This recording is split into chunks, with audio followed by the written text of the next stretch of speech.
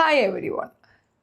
വീണ്ടും രേഷ്മ പി തങ്കച്ചനിലേക്ക് നമ്മുടെ ശ്രദ്ധ കേന്ദ്രീകരിക്കപ്പെടുന്നു എന്ന് പറഞ്ഞുകൊണ്ട് പലരും പരാതി പറയുന്നുണ്ട്. അതല്ല, ഞാൻ അങ്ങനെ ഇത് കണ്ടിന്യൂസ്ലി ഇതിങ്ങനെ പറഞ്ഞുകൊണ്ട് കിടക്കാൻ ഞാൻ ആഗ്രഹിക്കുന്ന വ്യക്തിയുമല്ല. പക്ഷേ ചില കാര്യങ്ങൾ കാണുമ്പോൾ അത് ശരിയല്ല എന്ന് പെട്ടാൽ നമ്മൾ തീർച്ചയായിട്ടും വീഡിയോ ചെയ്യുമെന്നുള്ളതാണ്. അപ്പം എനിക്ക് ഒത്തിരി പേര് വോയിസ് കൊണ്ടുവന്നിട്ടുണ്ടായിരുന്നു. അവരൊക്കെ അവർ റിക്വസ്റ്റ് ചെയ്തൊരു കാര്യം, എപ്പോഴെങ്കിലും സമയം കിട്ടുമ്പോൾ ചേച്ചി ഇതെടുത്തൊന്ന് കേൾക്കുക, ആൻഡ് പറ്റുമെങ്കിലും ഒന്ന് പ്ലേ ചെയ്യാൻ പറഞ്ഞിട്ടുണ്ട്. അപ്പോൾ അവർ വന്ന മിക്സഡ് ആയിട്ടുള്ള കുറേയധികം വോയിസാണ് ഞാൻ ഇവിടെ പ്ലേ ചെയ്യുന്നത്.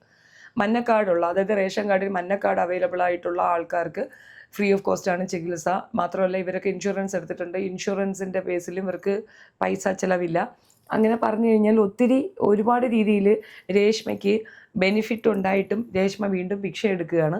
ഭിക്ഷ എടുക്കുക മാത്രമല്ല, നുണ പ്രചരിപ്പിക്കുന്നുണ്ട്. 2 ലക്ഷം രൂപയാകും എന്നാണ് പറയുന്നത്. എൻ്റെ ഒരു അറിവിൽ ഒരു കീമോയ്ക്ക് ആദ്യത്തെ സ്റ്റാർട്ടിങ്ങിൽ ഗവൺമെൻറ് സെക്ടറിലല്ല, പ്രൈവറ്റിൽ പോലും 80,000 ആദ്യം കൊടുക്കേണ്ടി വരിക ഒരു കീമോയുടെ റേറ്റ്. ദെൻ അഗെയിൻ പിന്നെ അടുത്ത് വരുമ്പോൾ അതിൻ്റെ ക്വാർട്ടറാണ് കൊടുക്കേണ്ടത്. അതിൻ്റെ 4 ഭാഗമാണ് രണ്ടാമത്തെ കീമോയ്ക്ക് കൊടുക്കുക. മൂന്നാമത്തെ കീമോയ്ക്ക് ഒരു 80, ഇങ്ങനെയായിരിക്കും. ഒരു ചെറിയ വേരിയേഷനൊക്കെ വരുമെങ്കിലും 2 lakhs എന്നത് ഒരു ഹ്യൂജ് നുണയാണ്. അത് മാത്രമല്ല, ഗവൺമെൻറ് ഡോക്ടറുമായിട്ട് കമ്മ്യൂണിക്കേഷൻ വെച്ചിട്ടുണ്ട്. അപ്പോൾ അതിനകത്ത് അദ്ദേഹം പറഞ്ഞതും പ്രോട്ടോക്കോൾ അനുസരിച്ചിട്ട് തന്നെയാണ് അവർക്ക് ചികിത്സ നടത്തുന്നത്. അതിൻ്റെ അർത്ഥം ഗവൺമെൻറ്റിൽ നല്ല രീതിയിൽ ഫിനാൻഷ്യലി സപ്പോർട്ട് അവരുടെ ഭാഗത്തുനിന്ന് ഉണ്ട് എന്നാണ് പറയുന്നതിൻ്റെ അർത്ഥം. അവർക്ക് പേയ്മെൻറ്റ് കിട്ടുന്നവർ ചതിക്കുന്നതിലൊന്നും തെറ്റൊന്നുമില്ല. അവർ ചതിച്ചോട്ടെ, ചതി ഏറ്റുവാങ്ങാൻ തയ്യാറായവർ പോയി ചതി വാങ്ങിച്ചോട്ടെ, അതിന് നമുക്ക് തർക്കമില്ല. പക്ഷേ ഇതിങ്ങനെയല്ല എന്നുള്ളത് ഒന്ന് പബ്ലിക്കിനെ അറിയിക്കണമെന്നുള്ളത് എൻ്റെ ഒരു ആവശ്യമാണ്. ഒത്തിരി പേരുണ്ട് ഗവൺമെൻറ്റിൽ പോയാലും ഇങ്ങനെ പൈസ ചിലവാകും എന്നൊക്കെ തോന്നിക്കഴിഞ്ഞാൽ ചിലർ കയറി സ്വയം ജീവൻ അങ്ങ് അവസാനിപ്പിക്കും. കാരണം പണവും പോവും, രക്ഷപ്പെടില്ല എന്നൊരു തോന്നൽ വന്നു കഴിഞ്ഞാൽ ക്യാൻസർ വന്നവർക്ക് ഇതൊരു നെഗറ്റീവ് ഇതാണ് കൊടുക്കുന്നത്. അതുകൊണ്ടാണ് ഈ വീഡിയോ ചെയ്യുന്നത്. അപ്പോൾ നമുക്ക് ആ വോയിസുകൾ കേൾക്കാം. ഷെഫീന താത്ത, ഞാൻ പാലക്കാട് മണ്ണാർക്കാട് നിന്നാണ് കേട്ടോ ഈ വോയിസ് മെസ്സേജ് വിടണേ. പിന്നെ ഞാന് താത്ത ഈ രേണുസുധിയുടെ വീഡിയോ വിടുന്നതൊക്കെ ഞാൻ കാണാറുണ്ട്. 15 വർഷമായിട്ട് ഭർത്താവായിട്ട് ഡൈവോഴ്സ് അല്ല, പക്ഷെ 15 വർഷമായിട്ട് ഞാൻ വേർതിരിഞ്ഞാണ് താമസം.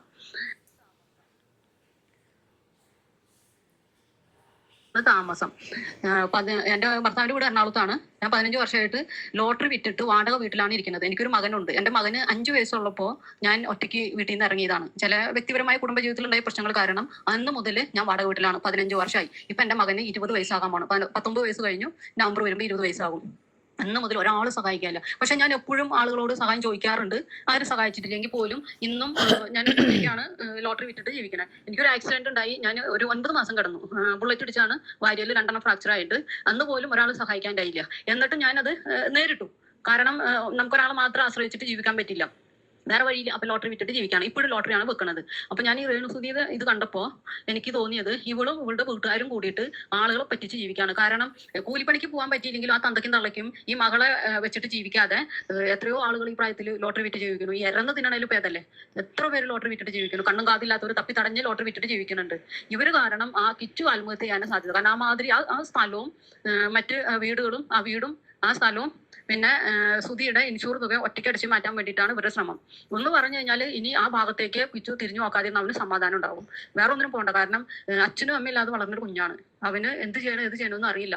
ജനിച്ച കാലം മുതൽ ആ കുഞ്ഞ് ഒറ്റപ്പെട്ടു. കൂടെ ആളുണ്ടെങ്കിലും കൂടെ ആരും ഇല്ലാത്തൊരവസ്ഥ. അപ്പൊ ഇനി ആ വീട്ടിലേക്ക് അവൻ പോയി കഴിഞ്ഞാൽ ഇനി കൂടുതൽ അവനെ അപകടപ്പെടുത്താനും അനാവശ്യങ്ങൾ പറഞ്ഞുണ്ടാക്കി ദ്രോഹിക്കാനും സാധ്യതയുണ്ട്. അതുകൊണ്ട് ആ കുട്ടി പോണത് പോട്ടെ, അവന് ഇനി പണിയെടുത്ത് ഉണ്ടാക്കാം, അല്ലെങ്കിൽ ആരെങ്കിലും അറിഞ്ഞ് അവനെ സഹായിക്കട്ടെ. പക്ഷെ ഇവളുടെ കൂടെ ആ വീട്ടിൽ നിൽക്കാതിരിക്കുകയാണ് ഭേദം. കാരണം ഇവളുടെ അച്ഛനും അമ്മയും ചേച്ചിയുടെ ഭർത്താവൊക്കെ സുധീനെ വെച്ചിട്ട് നല്ല പോലെ പിഴിഞ്ഞിട്ടുണ്ട്. ഇപ്പോ ആ കുഞ്ഞിനെ വല്ലാതെ ദ്രോഹിക്കുന്നത് ആ സ്ഥലത്തിനും വീടിനും വേണ്ടിയിട്ടാണ്. ഇവളുടെ കുടുംബത്തിന്റെയും നാക്ക് കാരണം അവര് ആത്മഹത്യ ചെയ്യാൻ സാധ്യതയുണ്ട് ആ കുട്ടി. സത്യം പറഞ്ഞാൽ ഇവരുടെ ഈ വീഡിയോ കാണുമ്പോൾ സങ്കടം തോന്നാം കേട്ടോ. ഹലോ, ഇത് സെലീന ബേബിയാണോ? അതെ, ഞാൻ ചങ്ങനാശ്ശേരിയിലുള്ള ഒരു വീട്ടിൽ. ഹായ് മാഡം, എൻ്റെ പേര് സിന്ധ്യ എന്നാണ്. ഞാൻ കുറച്ച് നാളായിട്ട് മാഡത്തിൻ്റെ ചാനൽ ഫോളോ ചെയ്യുന്ന ആളാണ്. മിക്ക വീഡിയോസും കാണാറുണ്ട്. അതിനകത്ത് എല്ലാം മിക്കവാറും എനിക്ക് പറയാനുള്ള അഭിപ്രായം തന്നെയായിരിക്കും പബ്ലിക്കായിട്ട് മാഡം വിളിച്ച് പറയുന്നത്. അപ്പം അതുകൊണ്ട് തന്നെ എല്ലാ വീഡിയോസും ഞാൻ ഫോളോ ചെയ്യാറുണ്ട്. അപ്പോൾ ഈ രേണുസുധീൻ്റെ ക്യാൻസറിൻ്റെ ഇതുമായിട്ട് റിലേറ്റ് ചെയ്ത് ഇപ്പോൾ 2 ദിവസമായിട്ട് അടുപ്പിച്ച് വീഡിയോ ഇടുന്നുണ്ടല്ലോ, അതെല്ലാം ഞാൻ കണ്ടു. അപ്പോൾ എൻ്റെ അമ്മയ്ക്കും ക്യാൻസർ ആയിരുന്നു. വിളി പറഞ്ഞതുപോലെ 3rd സ്റ്റേജ് ആയിരുന്നു.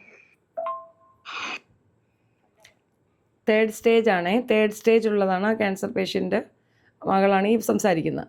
എൻ്റെ അമ്മയ്ക്കും ബ്രസ്റ്റ് ക്യാൻസർ തന്നെയായിരുന്നു. അമ്മയ്ക്ക് പെട്ടെന്നാണ് ക്യാൻസർ ഡയഗ്നോസ് ചെയ്തത്. സെപ്റ്റംബറിലാണ്, 2024 സെപ്റ്റംബറിലാണ് ക്യാൻസർ ഡയഗ്നോസ് ആയത്. ഈ ഡിസംബറിൽ അമ്മ മരിച്ചിപ്പോൾ 7ാമത്തെ മാസമാണ്. ജൂലൈ 21 ആകുമ്പോഴത്തേക്കും 7 മാസമാവും അമ്മ മരിച്ചിട്ട്. അപ്പോൾ അമ്മയുടെ 3rd സ്റ്റേജ് ആയപ്പോൾ ഈ കീമോ, സർജറി, കീമോ എല്ലാം കണ്ടു അമ്മയ്ക്ക് 8 കീമോ ഉണ്ട്. അപ്പോൾ ആദ്യത്തെ കീമോയ്ക്കൊന്നും പ്രശ്നമില്ലായിരുന്നു. 2ാമത്തെ കീമോ കഴിഞ്ഞപ്പോൾ തൊട്ട് ഓരോ പ്രശ്നങ്ങൾ വന്നു. അപ്പോൾ അതെല്ലാം കണ്ട് അമ്മയുടെ കൂടെ ഉണ്ടായിരുന്നത് കൊണ്ട് എത്രത്തോളം ബുദ്ധിമുട്ടാണ് ഒരു ക്യാൻസർ പേഷ്യൻ്റ് അനുഭവിക്കുന്നതെന്ന് നല്ലതുപോലെ അറിയാം. അപ്പോൾ ഈ വീഡിയോയിൽ ഇന്നലെ ഒരു മാഡത്തിനോട് സംസാരിക്കുന്നത് ഞാൻ കേട്ടായിരുന്നു, വീഡിയോയിൽ കണ്ടായിരുന്നു, ഒരു ഡോക്ടറായിട്ടുള്ളൊരു മാഡം വന്ന് സംസാരിക്കുന്നത്. അതുപോലെ തന്നെ നമ്മൾ പുറത്തുനിന്നുള്ള ആൾക്കാരെയൊന്നും വീട്ടിലോട്ട് വിളിക്കത്തില്ല, ക്ഷണിക്കത്തില്ല. പിന്നെ ആരെങ്കിലും അറിഞ്ഞു വന്നാൽ തന്നെ നമ്മൾ മാക്സിമം എല്ലാവരോടും അത് ഹൈഡ് ചെയ്താൽ വെച്ച, വേറൊന്നും കൊണ്ടല്ല, അറിഞ്ഞു കഴിഞ്ഞാൽ റിലേറ്റീവ്സ് ഒക്കെ കാണാൻ വരും. അപ്പോൾ ഡോക്ടേഴ്സ് പ്രത്യേകം പറഞ്ഞിട്ടുണ്ടായിരുന്നു ഇൻഫെക്ഷൻ ആകാണ്ട് നോക്കണം എന്നുള്ളത്. അപ്പോൾ പനി, ജലദോഷം അങ്ങനെയുള്ള, നമ്മളും കഴിവതും പുറത്ത് പോകത്തില്ല. നമ്മൾ അഥവാ ബാങ്കിലോ എന്തെങ്കിലും പോവുകയാണെങ്കിൽ മാസ്ക് ഒക്കെ ഇട്ടിട്ടായിരിക്കും പുറത്ത് പോകുന്നത്. അതുപോലെ അമ്മയ്ക്കും മാസ്ക് ഒക്കെ വെച്ചിട്ടാണ്, ആരെങ്കിലും വന്നാലും അവരുടെ റൂമിനകത്തോട്ടൊന്നും കേട്ടത്തില്ല. അങ്ങനെ വളരെ ഹൈജീനിക് ആയിട്ടും എല്ലാം നോക്കിയാണ് ഇരുന്നത്. അപ്പം എന്നിട്ട് അമ്മയുടെ വേദനയും എല്ലാം നമുക്കറിയാം. അപ്പോൾ ആ ഒരു 3rd സ്റ്റേജിലേക്ക് 8 കീമോ ഉണ്ടായിരുന്നു. ആ 8 കീമോ ഒക്കെ എടുത്തു പോയിട്ടുള്ള അമ്മയുടെ ആ ഒരു സിറ്റുവേഷൻ, അന്നത്തെ പെയിൻ എല്ലാം കണ്ടതുകൊണ്ട് അറിയാം. പക്ഷെ അപ്പം ആൾക്കാരെല്ലാം ക്യാൻസർ ആവുന്ന ആ ഒരു വേദന എല്ലാം മനസ്സിലാക്കുന്നുണ്ട്. പക്ഷെ ഇവള് ഈ കിടന്ന് കാണിക്കുന്നത് കണ്ടിട്ട്, അപ്പോൾ ഇതുപോലുള്ള ക്യാൻസർ പേഷ്യൻസ് അനുഭവിക്കുന്ന ആ ഒരു പെയിന് അവരുടെ ഡ്രാമയാണെന്ന് ആൾക്കാർ കരുതിയേക്കാം. അപ്പോൾ എൻ്റെ അമ്മ അന്ന് അനുഭവിച്ച കാര്യങ്ങളെല്ലാം ചിലപ്പോൾ ചില ബന്ധുക്കളെങ്കിലും കരുതിയേക്കാം, ഓ ഇത്രയും ഉണ്ടായിരുന്നുള്ളൂ, അന്ന് അവർ കാണിച്ചതെല്ലാം വേറെ ഉടായിപ്പാണോ, അവർക്ക് ശരിക്കും വേദന ഉണ്ടായിരുന്നില്ല, കീമോ എടുക്കുമ്പോൾ ഇത്ര സുഖകരമായിരുന്നു എന്നൊക്കെ ഇവളുടെ ഈ വീഡിയോ കാരണം ഒരു തെറ്റിദ്ധാരണ ആളുകൾക്ക് ഉണ്ടായേക്കാം. അതിനെയാണ് മാഡം ഇന്നലെ നല്ല രീതിയിൽ ആ വീഡിയോ ചെയ്ത് അതിനെ നല്ലൊരു മെസ്സേജായിട്ട് പുറത്തു കൊണ്ടുവന്നത്. അത് വളരെ എനിക്ക് ഇഷ്ടപ്പെട്ടു അങ്ങനെ ഒരു വീഡിയോ ചെയ്തത്. ഇതുപോലുള്ള കള്ളത്തരങ്ങൾ ഇനിയും കാണിക്കും അവളുടെ ഓരോ കള്ളത്തരങ്ങളും നമ്മൾ ഇതേപോലെ പല പ്രാവശ്യം കണ്ടതാ. അതുകൊണ്ട് ആ സീമാജി നായരെ തന്നെ പരിവാക്കി ഇങ്ങനെ യാതൊരു ആവശ്യം ഉണ്ടായില്ല. അപ്പോൾ ഈ പറയുന്ന പോലെ ഇവർക്കൊക്കെ ഹോസ്പിറ്റലിൽ നിന്ന്, മെഡിക്കൽ കോളേജിൽ നിന്ന് ഫ്രീ ആയിട്ട് ട്രീറ്റ്മെന്റ് കിട്ടുന്നത് തന്നെയാണ്. പക്ഷെ ഞങ്ങൾക്ക് ഫ്രീ അല്ല, ബിക്കോസ് ഇത് റേഷൻ കാർഡിന്റെ ബേസിലാണ്. ഞങ്ങൾക്ക് ഫ്രീ ആയിരുന്നില്ല. ഞങ്ങൾക്ക് അച്ഛൻ ഗവൺമെന്റ് എംപ്ലോയി ആയിരുന്നു. അപ്പോൾ അച്ഛൻ ഒരു 4 വർഷം മുന്നേ മരണപ്പെട്ടതുകൊണ്ട് അതിന്റെ അച്ഛന്റെ പെൻഷൻ അമ്മയ്ക്ക് വരുന്നുണ്ടായിരുന്നു. സോ നമുക്ക് റേഷൻ കാർഡെല്ലാം വരുമാനം കൂടിയതായതുകൊണ്ട് നമുക്ക് RCC നിന്നൊന്നും അങ്ങനെ ഒരു ആനുകൂല്യം ഒന്നും കിട്ടിയിട്ടുണ്ടായിരുന്നില്ല. അമ്മയ്ക്ക് ഏകദേശം 10, 15, 16 ലക്ഷം രൂപയോളം ചെലവായി. എന്നിട്ടാണ് അമ്മ മരിച്ചത്. പക്ഷേ ഞങ്ങൾ ട്രീറ്റ് ചെയ്തത് ഒരു പ്രൈവറ്റ് ഹോസ്പിറ്റലായിരുന്നു. അതിന്റെ റേഡിയേഷൻ അവിടെ ഉണ്ടായില്ല. അതുകൊണ്ട് തിരുവനന്തപുരം മെഡിക്കൽ കോളേജിലാണ് റേഡിയേഷൻ ചെയ്തത്. പക്ഷേ തിരുവനന്തപുരം മെഡിക്കൽ കോളേജിൽ ഈ പറയുമ്പോൾ കാരുണ്യയുടെ ഇതിനകത്ത് ആ ഒരു ആപ്ലിക്കേഷൻ ഉണ്ടായിരുന്നു. അത് ഫയൽ ചെയ്തപ്പോഴത്തേക്കും അതിനകത്ത് അത് ഫ്രീ ആയിട്ട്, റേഡിയേഷൻ്റെ ഫ്രീ ആയിട്ടാണ് കിട്ടിയത്. പക്ഷേ 15 റേഡിയേഷനിൽ അമ്മയ്ക്ക് 9 റേഡിയേഷനെ കംപ്ലീറ്റ് ആക്കാനായിട്ട് പറ്റുള്ളൂ. ഓക്കെ, അങ്ങനത്തെ കുറച്ച് കാര്യങ്ങളൊക്കെ ഉണ്ട്. അതിന്റെ പേഴ്സണൽ കാര്യം. പക്ഷേ മാഡം ചെയ്ത വലിയൊരു കാര്യമാണ് ഇങ്ങനത്തെ വീഡിയോ ചെയ്ത് അവരുടെ കള്ളത്തരം പൊളിച്ചത്. വലിയ ഇപ്പം ഇതൊക്കെ കണ്ടിട്ട് ഞാൻ തന്നെ വിചാരിച്ചിരുന്നു, ഷോ ഇതൊക്കെ എന്തൊക്കെയാണ് കാണിക്കുന്നത്, ഇൻഫെക്ഷൻ ആവത്തില്ല, ഇതിന് ശരിക്കും സ്റ്റേജ് 1 എന്തെങ്കിലും ആയിരിക്കും ക്യാൻസർ എന്നാണ് തോന്നുന്നത്. 3rd സ്റ്റേജിലുള്ള ഒരു വ്യക്തിക്ക് ഒരിക്കലും ഇങ്ങനെ ആകാനായിട്ട് പറ്റത്തില്ല. കാരണം എൻ്റെ അമ്മയ്ക്ക് CA 3rd സ്റ്റേജ് ആയിരുന്നു, അപ്പോഴാണ് ട്രീറ്റ്മെന്റ് സ്റ്റാർട്ട് ചെയ്തത്. സോ എനിക്ക് അതിനെക്കുറിച്ച് വളരെ വ്യക്തമായിട്ടുള്ള ധാരണയുണ്ട്. അപ്പം എന്നെപ്പോലെ തന്നെ ഒത്തിരി പേര് മാഡത്തിന് പ്രതികരണം അയച്ചിട്ടുണ്ടാവുമല്ലോ. അപ്പം ഞാനും എൻ്റെ ഒരു ചെറിയൊരു താങ്ക്സ് പറയാൻ വേണ്ടിയിട്ടാണ് ഈ മെസ്സേജ് അയച്ചത് കേട്ടോ. Thank you so much. Shefeena താത്ത, ഞാൻ പാലക്കാട് മണ്ണാർക്കാട് നിന്നാണ് കേട്ടോ ഈ വോയിസ് മെസ്സേജ് വിടണേ. പിന്നെ ഞാൻ താത്ത ഈ രേണുസുധിയുടെ വീഡിയോ വിടുന്നതൊക്കെ ഞാൻ കാണാറുണ്ട്. ഇത് നമ്മൾ നേരത്തെ കേൾപ്പിച്ചതാണ്, അതുകൊണ്ട് അത് റിപ്പീറ്റ് ചെയ്യുന്നില്ല. പക്ഷേ ഇങ്ങനെ ഇവർ അയച്ചു തരുമ്പോൾ തന്നെ ഒത്തിരി കാര്യം, അതായത് ഇത് 1ഉം 2ഉം പേരല്ല കേട്ടോ, ഒത്തിരി പേര് എനിക്ക് മെസ്സേജ് അയച്ചിട്ടുണ്ട്. എല്ലാവരുടെയും ഞാൻ എടുക്കാൻ പറ്റാത്തത് കൊണ്ടാണ് കുറേശ്ശായിട്ട് ഞാൻ പബ്ലിഷ് ചെയ്യാം. കാരണം നിങ്ങളത് പൊതുസമൂഹത്തിനോട് പറയാൻ ആഗ്രഹിക്കുന്ന കാര്യങ്ങളാണ്. എല്ലാവരും കമൻറ്റ് ഇട്ടാൽ കമൻറ്റ് എല്ലാവരും വായിച്ചുകൊള്ളണമെന്നില്ല. അതുകൊണ്ടാണ് ഞാൻ ഇത് വോയിസ് പബ്ലിഷ് ചെയ്യുന്നത്. അപ്പം ഞാനിപ്പോൾ വന്നിരിക്കുന്നതെന്ന് പറഞ്ഞു കഴിഞ്ഞാൽ, ഓൾറെഡി നിങ്ങൾ ഈ ഇതിൽ കാണുന്നത് കണക്ക് നമ്മൾ ഓൾറെഡി പരാതികൾ കൊടുത്തിട്ടുണ്ട്. മുരളീധരനാണ് നമ്മളുടെ ആരോഗ്യമന്ത്രി. അദ്ദേഹത്തിൻ്റെ ഡീറ്റെയിൽസാണ് ഇവിടെ കൊടുക്കുന്നത്. ഇതിനകത്ത് നിങ്ങൾ നെറ്റിൽ സെർച്ച് ചെയ്താൽ നിങ്ങൾക്ക് അതിനകത്ത് അദ്ദേഹത്തിൻ്റെ വാട്സപ്പ് നമ്പർ കിട്ടും. ആ വാട്സപ്പ് നമ്പറിലേക്ക് പരാതി അയയ്ക്കുക. ഞങ്ങൾ അയച്ചിട്ടുണ്ട് ഓൾറെഡി. അതേപോലെ ചാണ്ടി ഉമ്മൻ അത്യാവശ്യം കാര്യഗൗരവത്തോടു കൂടി ഈ വിഷയം ഹാൻഡിൽ ചെയ്യുന്ന ഒരാളാണ്. അപ്പോൾ അദ്ദേഹത്തിൻ്റെ വാട്സപ്പ് നമ്പരും ഇവിടെ കൊടുക്കുന്നുണ്ട്. അത് നെറ്റിൽ നിന്ന് എടുക്കാവുന്നുള്ളതേ ഉള്ളൂ. ഇതിൽ നിങ്ങൾ ഇവർക്ക് ഇൻഫർമേഷൻ കൊടുത്ത് ഈ വിവരത്തിനെ ഒന്ന് ശ്രദ്ധിക്കാൻ പറയണം. ഇവർ ഭിക്ഷ എടുത്തോട്ടെ. പക്ഷെ അതിന് ക്യാൻസർ എന്ന ഒരു ഇതിനെയും ഗവൺമെൻറ് ഹോസ്പിറ്റലിൽ കാണിക്കുമ്പോൾ ആളുകൾക്ക് കിട്ടുന്ന അലവൻസിനെയും തെറ്റിദ്ധരിപ്പിക്കുന്ന രീതിയിൽ തെറ്റിദ്ധാരണാജനകമായിട്ടുള്ള കാര്യങ്ങൾ പബ്ലിഷ് ചെയ്യുന്നതിന് നിർബന്ധമായും വിലക്കേർപ്പെടുത്തണം. അത് 100% വേണ്ട ഒരു കാര്യമാണ്. അപ്പോൾ അതിന് വേണ്ടിയിട്ട് ദയവ് ചെയ്തിട്ട് എല്ലാവരും ഇനിഷ്യേറ്റീവ് എടുത്തിട്ട് ഇപ്പം നമ്മൾ ചെയ്തതുപോലെ തന്നെ പരാതികൾ അയക്കുക. ആരോഗ്യമന്ത്രിക്ക് പരാതി അയക്കാനുള്ള ഇതാണ് ഞാൻ നിങ്ങൾക്ക് തരുന്നത്. ഇത് ഒരു സോഷ്യൽ ഈവിളാണ്, അതുകൊണ്ടാണ് നമ്മൾ ഇതിനകത്ത് ഇടപെടുന്നത്. കണ്ടില്ലേ കീമോന്റെ ആ റേറ്റ് വരുന്നത്. നമുക്ക് ശരിക്കും കീമോയ്ക്ക് അധികം പൈസ ഒന്നും വരുന്നില്ല. നമ്മളവിടെ അഡ്മിറ്റ് ആവുക, അല്ലെങ്കിൽ നമ്മൾ തൊട്ടടുത്ത് തന്നെ, കുഞ്ഞുങ്ങളാകുമ്പോഴത്തേക്കും റൂം നമ്മൾ തൊട്ടടുത്ത് തന്നെ എടുക്കണം. അവർ എത്രയും പെട്ടെന്ന് ഹോസ്പിറ്റലിലേക്ക് എത്തിക്കുന്ന രീതിയിലേക്ക്. അപ്പൊ നമ്മൾ സ്വാഭാവികമായിട്ട് നമ്മൾ ആ ഹോസ്പിറ്റൽ തൊട്ടടുത്ത് എവിടെയെങ്കിലും വീടെടുത്ത് അവിടെ താമസിക്കുകയും ചെയ്യും. അപ്പൊ അതിനൊക്കെ നമുക്ക് ഒരുപാട് കാശ് വരും. ഇപ്പൊ രേഷ്മയെ സംബന്ധിച്ച് നോക്കുമ്പോഴത്തേക്കും അത്രയും കാശ് വരുന്നില്ല. കാരണം അവർ വന്ന് പോയി ചെയ്യുന്ന കീമോ സ്റ്റാർട്ട് ചെയ്തിട്ടുള്ളവർക്ക് ഇത്രയും ബാധ്യത വന്നത് എങ്ങനെയാണെന്ന് എനിക്ക് അറിയാൻ പറ്റുന്നില്ല. നമ്മൾ ബാധ്യത കണ്ടെന്ന് ഞാൻ ഈ ഹോസ്പിറ്റലിൽ 1.5 വർഷം നമ്മൾ ഇതിന്റെ പുറകെ നമ്മൾ ഈ ഒരു യാത്രയിലാണ്. നമ്മൾ കാണാത്തതോ അല്ലെങ്കിൽ നമ്മൾ നേരിട്ട് ഒരുപാട് അനുഭവങ്ങൾ ഉണ്ടായതാണ് ഞാൻ. കാരണം എന്റെ കുഞ്ഞിനെ പോലെ തന്നെ ട്രീറ്റ്മെന്റ് ഉള്ള ഒരു കുഞ്ഞുണ്ട്. ആ കുഞ്ഞിന് ഇവര് ഏകദേശം ഇവന് 9 വയസ്സും അവന് ആ കുട്ടിക്ക് 8 വയസ്സാണ്. ജോയൽ മരിയ എന്ന പേര്. ആ കുഞ്ഞിന് ഇവർ രണ്ടുപേരും നമ്മൾ കോൺടാക്ട് ചെയ്യില്ല. ഒരു അസുഖമുള്ള കുഞ്ഞുങ്ങളുടെ പാരന്റ്സ് ആയിട്ട് നമ്മൾ കോൺടാക്ട് ഉണ്ടാവും. അങ്ങനെ ഇവർ റേഡിയേഷൻ സമയത്ത് പെട്ടെന്ന് കുഞ്ഞിന് 13ാമത്തെ 14ാമത്തെ റേഡിയേഷൻ സമയത്ത് അവൾ കോമയിലേക്ക് പോയി.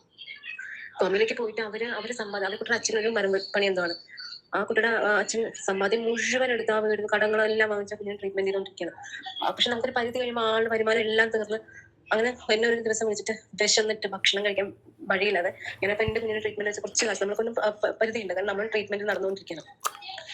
അങ്ങനെ ഒരു സുശാന്ത് നിലം പറഞ്ഞ ആളായിട്ട് കോൺടാക്ട് ചെയ്ത് അവർ വീഡിയോ ചെയ്തു. ആ വീഡിയോ അവിടെ ഉണ്ട്. ജോയൽ മരിയ എന്നിട്ട് കുറച്ച് കൊമ്മയിൽ പോയി അതൊക്കെ കുട്ടി മരണപ്പെട്ടോള്, കുഞ്ഞ് പോയി.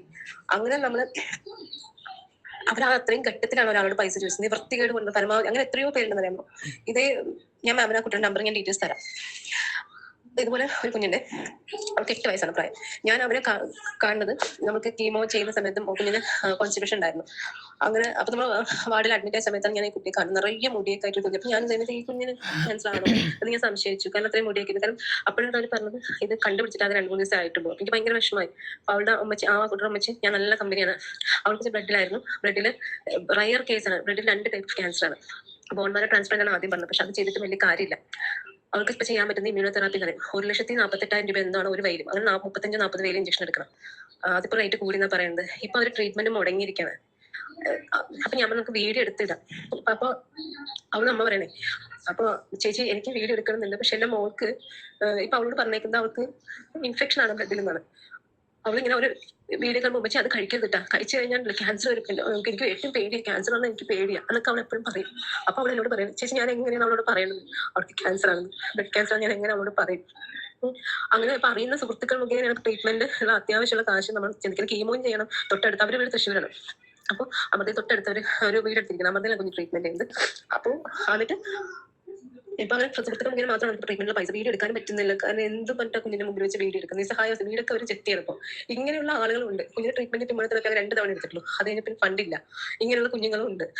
ആരും ഇല്ലാതെ തൊട്ടടുത്ത് വന്ന ആൾക്കാരെ കൊണ്ട് ആരെങ്കിലും സഹായത്തിന് വെച്ച് കീമോയ്ക്ക് വരുന്ന പേഷ്യൻസും ഞാൻ കണ്ടിട്ടുണ്ട്. അമ്മ എന്നെ വിളിക്കാറുണ്ട്. അങ്ങനെ നമ്മളിങ്ങനെ ഓരോ ആളുകളെ കണ്ടും എല്ലാ ഈശ്വരൻ അവർക്ക് കൊടുത്തിട്ട് ചുറ്റും നിന്ന് നോക്കാൻ ആളുകളുണ്ട്. ഫണ്ടിന് ഫണ്ട്. ഇതൊന്നും ഇല്ലാത്ത എത്ര പേരുണ്ടെന്ന് അറിയാമോ. നിസ്സഹായരാവസ്ഥയിൽ ഒരു തവണയെങ്കിലും ഏതെങ്കിലും ക്യാൻസർ നേരിട്ട് വന്ന് അന്വേഷിച്ച് കാണാൻ പറ്റും. ഇപ്പൊ ഞാൻ ആ കുഞ്ഞിന്റെ ഡീറ്റെയിൽസ് വേണമെങ്കിൽ മാം ഞാൻ പേഴ്സണലി അയച്ചു തരാം. അങ്ങനെ ഒത്തിരി പേര് കാണുമ്പോൾ ഞാൻ ഓരോ ദിവസം നമ്മുടെ റൂമിൽ അഡ്മിറ്റ് ആകുമ്പോൾ, വാർഡിൽ അഡ്മിറ്റ് ആകുമ്പോൾ നമ്മുടെ ഇന്ന് കണ്ട കുഞ്ഞിന് ചിലപ്പോൾ നമുക്ക് നാളെ കാണാൻ പറ്റുന്ന വരില്ല. സാമ്പത്തികം ഇല്ലാത്തതിന്റെ പേരിലും പ്രോപ്പർ ട്രീറ്റ്മെന്റ് എടുക്കാണ്ട് ഭക്ഷണം കിട്ടാൻ അങ്ങനെ എത്ര പേരുണ്ടെന്ന് അറിയാമോ. ഇവരൊക്കെ സഹായിക്കാൻ അവരൊന്നും കാര്യം കാണുന്നില്ലെന്ന് ഞാൻ ആലോചിക്കുന്നത്. നമ്മൾ എന്നിട്ട് ഞാൻ പറഞ്ഞ കുഞ്ഞിന്റെ അയച്ചിട്ട് നമുക്ക് ഫണ്ട് കിട്ടുന്നില്ല. കാരണം ജസ്റ്റ് നമുക്ക് റിപ്പോർട്ട് മാത്രം കൊണ്ടുവന്നപ്പോൾ ഇതിപ്പോ രേഷ്മയെ സംബന്ധിച്ച് ജസ്റ്റ് ഒരു കോൾ മതി, അവർക്ക് എന്തോരം ഫണ്ട് വേണമെങ്കിൽ കിട്ടും. ഇങ്ങനെ എത്ര കുട്ടികളാണ്. ഞാനിതിങ്ങനെ കുറെ ദിവസങ്ങളായി ആലോചിക്കും, എന്താണ് ഇങ്ങനെ ഒന്നും പറയാൻ പറ്റുന്നില്ല. കാരണം നമ്മൾ അത്രയും ഓരോ ദിവസം നമ്മളൊക്കെ ഇത് അറിഞ്ഞ പിന്നെ മോനിങ്ങനെയാണെന്ന് അറിഞ്ഞപ്പോ തൊട്ട് ഞങ്ങളുണ്ടല്ലോ ജീവിതത്തിൽ നമ്മൾ ഒരു വലിയൊരു മാറ്റം നമ്മുടെ ലൈഫിലുണ്ടാവുന്നു. അവർക്ക് രേഷ്മയ്ക്ക് എതിരെ ഇതാവുന്നില്ല. അവർക്ക് ഞാൻ പ്രാർത്ഥിക്കാറ്. കാരണം ഈ അവസ്ഥയിൽ കടന്നു വന്ന എല്ലാവരും അവർക്ക് വേണ്ടി പ്രാർത്ഥിക്കും. പക്ഷെ അതിൽ ആർത്തിയിലേക്ക് എത്തുന്നത് പൈസ എന്തൊരു ആർത്തിയും കാണിക്കരുത്. അങ്ങനെ ആർത്തി അവർക്ക് ഈശ്വര അനുഗ്രഹം കൊണ്ട് അവർക്ക് വേറെ ഒന്നും വേണ്ട. സമ്പാദം അത്യാവശ്യം എല്ലാം ഫണ്ട് ആൾക്കാരെ കൊണ്ട് എത്തിക്കുക. എന്നിട്ടും ഇതിന് ഒരു പൈസയ്ക്ക് വേണ്ടി ഇങ്ങനെ കാണിക്കുമ്പോൾ അവർക്ക് നമ്മൾ ഗവൺമെന്റ് ഹോസ്പിറ്റലിലും കൂടി കാണിക്കുന്നത്. അവർക്ക് അത്രയും പോലും ആവില്ല. അപ്പൊ സർജറിക്ക് വന്നാലും ഒക്കെ നമുക്കറിയാം, ഗവൺമെന്റ് ഇവിടെ നമുക്ക് പ്രൈവറ്റ് ഹോസ്പിറ്റലിൽ കാണിച്ച സാമ്പത്തിക ഇല്ലാത്ത ഗവൺമെന്റ് ഹോസ്പിറ്റൽ ട്രീറ്റ്മെന്റ് ചെയ്യുന്ന ഒത്തിരി പേര് നമുക്കറിയാം. കാരണം ഇവര് നമ്മൾ ഈ ഹോസ്പിറ്റലിൽ എത്തുമ്പോൾ നമ്മൾ കുടുംബം പോലെ എല്ലാവരും അങ്ങോട്ടും ഇങ്ങോട്ടും പല കാര്യങ്ങളും സംസാരിക്കും. നമുക്ക് എല്ലാ കാര്യങ്ങളും അറിയാം, ഓരോരുത്തരുടെ അവസ്ഥ അറിയാം. അറിയില്ല ഇവര് അർഹതപ്പെട്ടവർക്ക് കിട്ടട്ടെ. കാരണം അർഹതപ്പെട്ട ഒത്തിരി പേരുണ്ട് ആരും ഇല്ലാതെ, സാമ്പത്തികം ഇല്ലാതെ നല്ല ട്രീറ്റ്മെന്റ് വേണം. കുഞ്ഞുങ്ങളുടെ കാര്യമാകുമ്പോൾ നമ്മൾ മാക്സിമം നല്ല ട്രീറ്റ്മെന്റ് കൊടുക്കും, ഒന്നും ഇല്ലെങ്കിലും. ഷെഫീന ബീവി ചേച്ചിയല്ലേ? ഞങ്ങൾ വന്ന് നിരന്തരം മീഡിയ തുറക്കാൻ പറ്റാത്ത അവസ്ഥയിലാണുള്ളത്. പിതാവും രേണും കാണിച്ചു കൂട്ടുന്നത് എന്താന്ന് വെച്ചാൽ, ഒരു ബ്രസ്റ്റ് ക്യാൻസർ വന്ന ഒരു പേഷ്യന്റ് എങ്ങനെയായിരിക്കും എന്നുള്ളത് ഞങ്ങൾ നേരിട്ട് കണ്ടറിഞ്ഞ ആൾക്കാരാണ്. അതായത് എന്റെ ഏടത്തിയമ്മയ്ക്ക് ബ്രസ്റ്റ് ക്യാൻസർ ആയിരുന്നു. കൈ ഉയർത്താൻ പറ്റാത്ത ഒരു സിറ്റുവേഷൻ ആയിരുന്നു അവർക്കുണ്ടായിരുന്നത്. അത്രമാത്രം കഷ്ടപ്പെട്ട്, വേദനയെല്ലാം ഭയങ്കര പെയിൻഫുൾ ആയിരിക്കും. അവർക്ക് ഒരു ചെറിയ വേദന വന്നു കഴിഞ്ഞാൽ അവർ കിടന്ന് പിടയ്ക്കുന്നത് കണ്ട് ഞങ്ങൾ പലപ്പോഴും റൂമിൽ നിന്ന് ഇറങ്ങി ഓടും. അത്രയും സൗണ്ടിൽ അവർക്ക് അറിയാം, അത്ര വേദനയാന്ന് അറിഞ്ഞ കാര്യങ്ങളാണ്. ഇത്രയും ഈ പറഞ്ഞ ആൾ വന്ന് നഴ്സായിരുന്നു, എങ്കിലും കൂടെ അവർക്ക് എല്ലാം അറിഞ്ഞിട്ടും അവർക്ക് അത് താങ്ങാൻ പറ്റാത്തൊരു സിറ്റുവേഷൻ ആയിരുന്നു.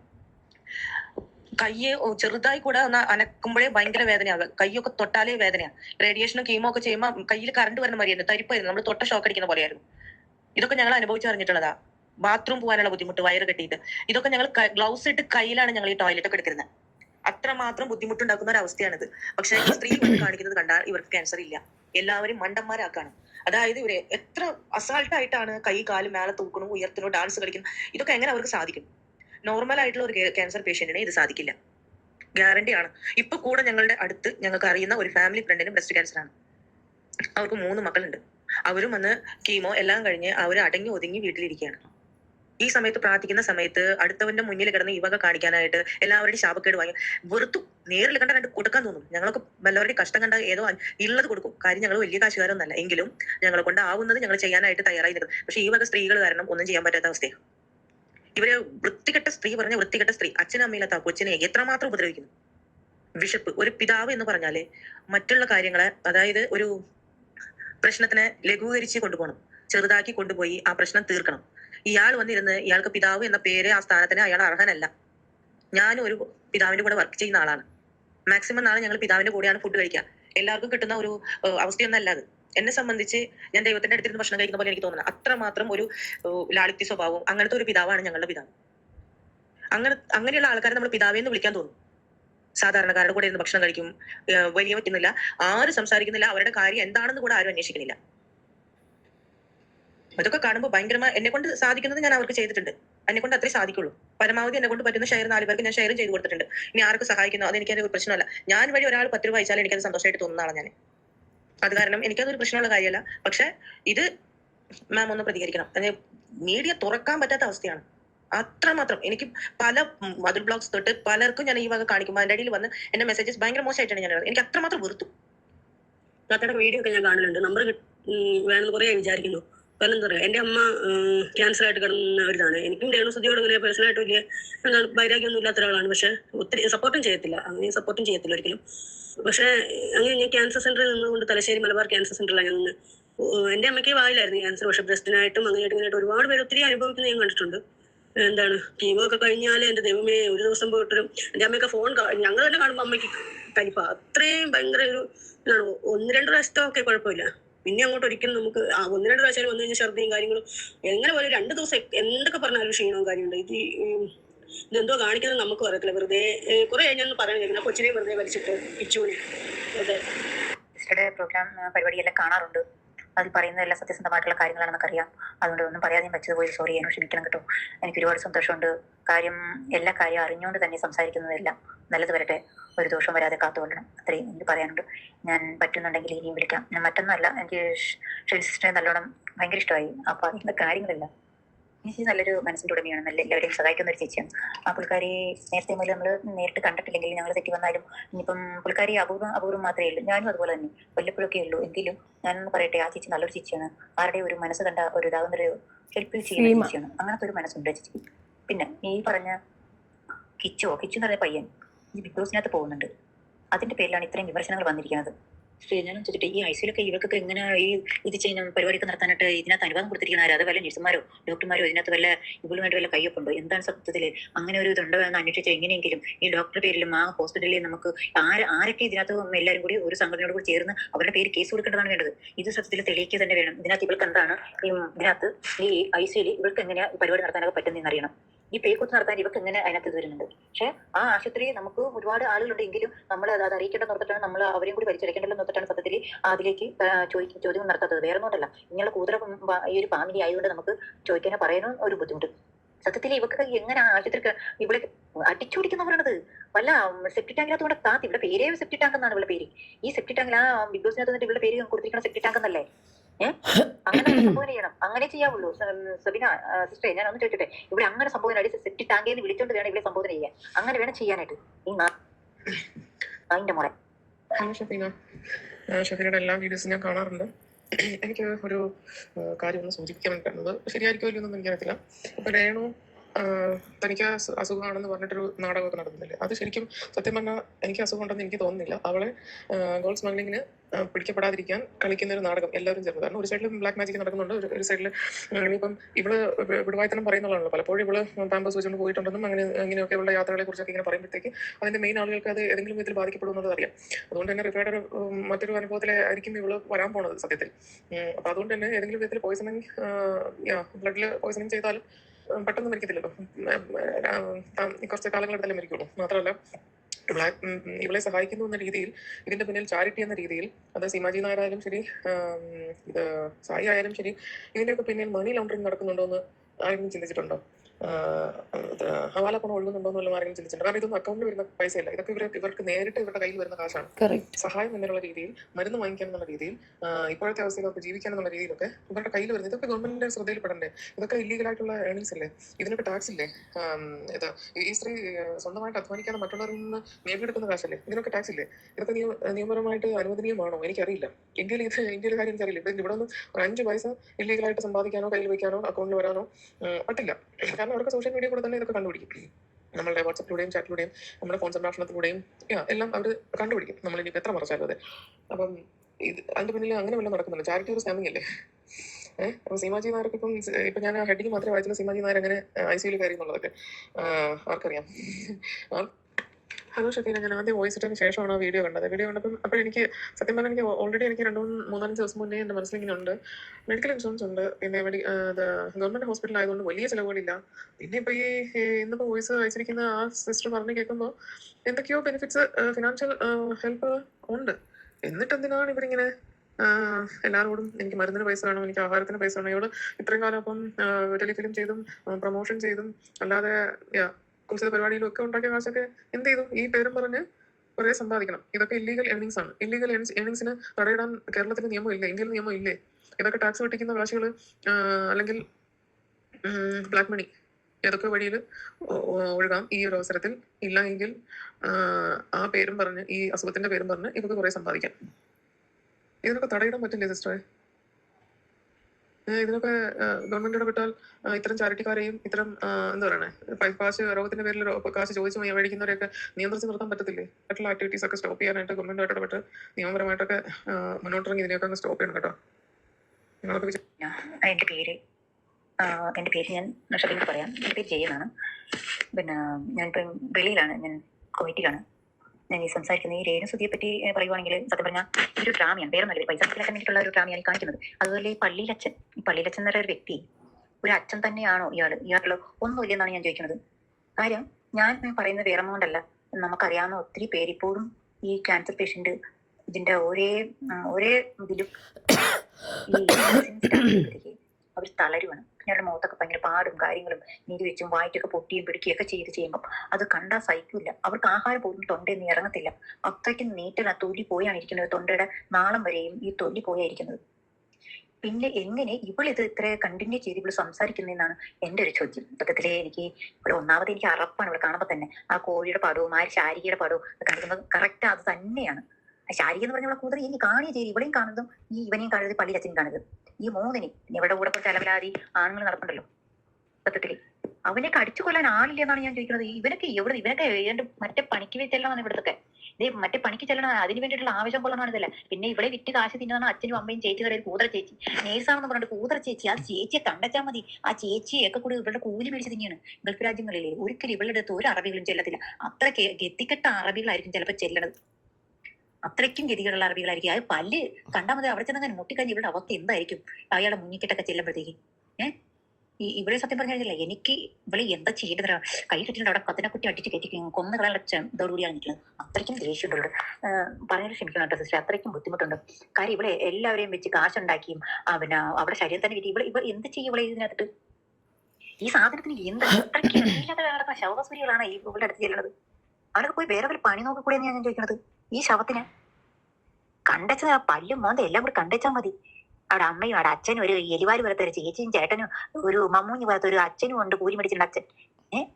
ഒരു മറുതന്നെ ഒരു പിന്നെ അമ്മയും ഉണ്ട്. ഇവക്കൊന്നും ചില വെരി ലോ ക്ലാസ് ഫാമിലിയാണ്. ഈ സുധി എന്ന് പറഞ്ഞാൽ അവൻ അവിടെ ചെന്ന് ഇവിടെ ചെന്ന് ഈ അവനൊരു ലോക്കലാണ്. അത്ര വലിയ പടത്തിനകത്തൊന്നും കാര്യം ഞാൻ പറയാം ഒരു കാര്യമുണ്ട്.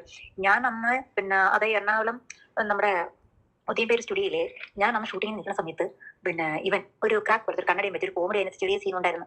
അമ്മാണ് ഇയാളെന്തും ഒരു ടാക്സിക്കാരൻ പിടിച്ചാണ് അന്നവിടെ വന്നത്. ഞങ്ങൾക്ക് നിലവിലായിട്ട് ഒരു ചെറിയ സീൻ ചെയ്യാനായിട്ട് അന്നവിടെ വന്നിട്ടാണ്. അന്ന് നമ്മുടെ പിന്നെ അതായത് തുമ്പളയിലെ ഒരു പെങ്കൊച്ചണ്ടെല്ലാം മൂത്ത ചേച്ചിയായിട്ട് അഭിനയിക്കുന്ന അടിച്ച് പൊട്ടിച്ചായിരുന്നു നമ്മുടെ പോണം.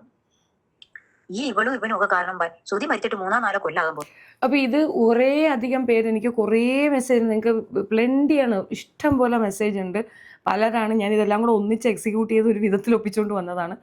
ഒത്തിരി പേര് അയക്കുന്നുണ്ട്. ഞാൻ നിങ്ങളുടെ ആരുടെയും വീഡിയോസോ ഓഡിയോസോ കേൾക്കാത്തതല്ല, സമയക്കുറവുകൊണ്ടാണ്. ചിലപ്പോൾ നമ്മളിത് ഇടുമ്പം എല്ലാവർക്കും ഇത് എത്തിയെന്ന് വരത്തില്ല. അപ്പം ഞാൻ ഇത് ശരിക്കും നിങ്ങൾ ടാഗ് ചെയ്യേണ്ടത് ഹെൽത്ത് മിനിസ്റ്റർക്കാണ്. ഹെൽത്ത് മിനിസ്റ്റർ ഇതിനകത്ത് ഇനിഷ്യേറ്റീവ് എടുക്കണം. ഇത് പരാതി നിസ്സാര പരാതിയല്ല. ഈ രീതിയിൽ ബുദ്ധിമുട്ട് അനുഭവിക്കുന്നവർക്ക് കിട്ടേണ്ട ഫെസിലിറ്റീസിനെ എഗൻസ്റ്റ് ആയിട്ട് ചെയ്യുന്ന വെറും പക്കാ പോക്കൃത്തരം മാത്രമാണിത്. അപ്പോൾ അതിനെതിരെ തീർച്ചയായിട്ടും ആക്ഷൻ ഉണ്ടാവണം. അപ്പം ഞാൻ അതിൻ്റെ ഡീറ്റെയിൽസ് ഇവിടെ വെക്കുന്നു. നിങ്ങൾ ഓരോരുത്തരും പരാതികൾ ആ വാട്സപ്പിലേക്ക് അയച്ചു കൊടുക്കുക. പറ്റുന്നവർ കോൾ ചെയ്ത് കോൺടാക്ട് ചെയ്ത് സംസാരിക്കുക. അദ്ദേഹത്തിൻ്റെ അടുത്ത് കാര്യം പറഞ്ഞു കഴിഞ്ഞാൽ മുരളീധരൻ ഇതിന് തീർച്ചയായിട്ടും ആക്ഷൻ എടുക്കുക, അന്വേഷിക്കണം. ഇതിനകത്ത് എന്തൊക്കെയോ ക്രയവിക്രയങ്ങളുണ്ട്. 2 ലക്ഷം രൂപയൊന്നും ആകത്തില്ല. ഫസ്റ്റ് തിങ്, അവർക്ക് 4th സ്റ്റേജ് അല്ല, അവർ കള്ളം പറയുന്നതാണ്. മറ്റ് പാവപ്പെട്ട രോഗികൾക്ക് കിട്ടേണ്ട പണം അടിച്ചു മാറ്റി എടുക്കുക എന്നുള്ള ഒരൊറ്റ ഉദ്ദേശ ലക്ഷ്യത്തിൽ നല്ല ചതുരംഗ പ്ലേ ആണ് ആ സ്ത്രീ കളിക്കുന്നത്. അപ്പോൾ അതിനെതിരെ കർശനമായ നടപടി വേണമെന്നാണ് എനിക്ക് റിക്വസ്റ്റ് ചെയ്യാനുള്ളത്. നമ്മൾ ഒരാൾ മാത്രം ചെയ്തിട്ടൊന്നും കാര്യമില്ല. നിങ്ങൾ ഗ്രൂപ്പ് ഓഫ് പീപ്പിൾ തീർച്ചയായിട്ടും ചെയ്യണം. നമ്പർ ഡീറ്റെയിൽസ് എന്നോട് കൊടുത്തിട്ടുണ്ട്. ഇതിനകത്ത് നിങ്ങൾക്കത് ക്ലിയർ ആയിട്ടല്ലെന്നുണ്ടെങ്കിൽ നിങ്ങൾ നെറ്റിൽ സെർച്ച് ചെയ്താൽ ഹെൽത്ത് മിനിസ്റ്ററുടെ മൊബൈൽ നമ്പർ ഉൾപ്പെടെ വരും. വാട്സപ്പിലേക്ക് നിങ്ങൾ പരാതികൾ അയക്കുക. കാരണം ഇത് ശ്രദ്ധിക്കണം, ഇത് അറിയണം. എവിടെ കള്ളത്തരമാണെങ്കിൽ ഇവളുടെ കള്ളത്തരത്തിന് കൂട്ടു നിൽക്കുന്ന ആ പറയുന്ന ഡോക്ടറെ ഉൾപ്പെടെ പണി ഇന്ന് തെറിപ്പിക്കണം. അതാണ് വേണ്ടത്. 2 ലക്ഷം രൂപ വേണമെന്ന് പറഞ്ഞ് ദിവസം പിരിവ് നടത്തുന്ന ഇവക്കെതിരെ ആക്ഷൻ ഉണ്ടാകണം. ഇങ്ങനെ കഷ്ടപ്പെടുന്ന ഒരുപാട് പേഷ്യൻസ് ഉണ്ട്. അവർക്ക് കൂടെ ബുദ്ധിമുട്ടുണ്ടാക്കുന്ന തരത്തിലുള്ള ഇവളുടെ പെരുമാറ്റം നിർത്തലാക്കണം. ഇതും പറഞ്ഞുകൊണ്ട് സോഷ്യൽ മീഡിയ വന്നു കിടന്നുള്ള ഇവളെ കുണുക്കൽ നിർത്തലാക്കിയേ മതിയാവുള്ളൂ. ഇതാണ് നമ്മളുടെ ഇത്. പിന്നെ നിങ്ങളൊക്കെ കാണുന്നുണ്ടാവും നമ്മളിങ്ങനെ വീഡിയോസൊക്കെ ചെയ്യുന്നതിൻ്റെ പേരിൽ ഞാനും കുടുംബമൊക്കെ നേരിടുന്ന സൈബർ ബുള്ളിങ്. അപ്പോൾ എനിക്ക് അവരോടൊരു റിക്വസ്റ്റ് ഉള്ളതെന്ന് പറഞ്ഞു കഴിഞ്ഞാൽ, ഇതുപോലെ വൃത്തികേട് പറയാൻ വേണ്ടി മാത്രമുള്ള ഈ സെക്സ് റാക്കറ്റിൻ്റെ കണ്ണികളായ കുറേ വൃത്തികെട്ടവന്മാരിരുന്നുകൊണ്ട് കാര്യങ്ങൾ പറയുന്നുണ്ട്. അവന്മാരൊന്നും എനിക്ക് അറിയ പോലുമില്ല. പക്ഷെ ഞാൻ അതൊക്കെ എടുത്ത് കളക്റ്റീവാക്കി ഇത്രയും ചെയ്യുന്ന എനിക്ക് അതെന്ത് ചെയ്യണമെന്ന് അറിയാം. അപ്പോൾ ഞാനത് ആക്ഷൻ എടുക്കുന്നുണ്ട്. പിന്നെ ആർക്കെങ്കിലും ഏതെങ്കിലും സ്ത്രീകൾക്ക് ഈ പറയുന്ന വ്യക്തികൾ മൂലം ബുദ്ധിമുട്ടുണ്ടെങ്കിൽ കോണ്ടാക്ട് മീ. നമുക്ക് ജോയിൻ ടുഗദറായിട്ട് ഒരു പെറ്റീഷൻ വനിതാ കമ്മീഷനിൽ കൊടുക്കാം.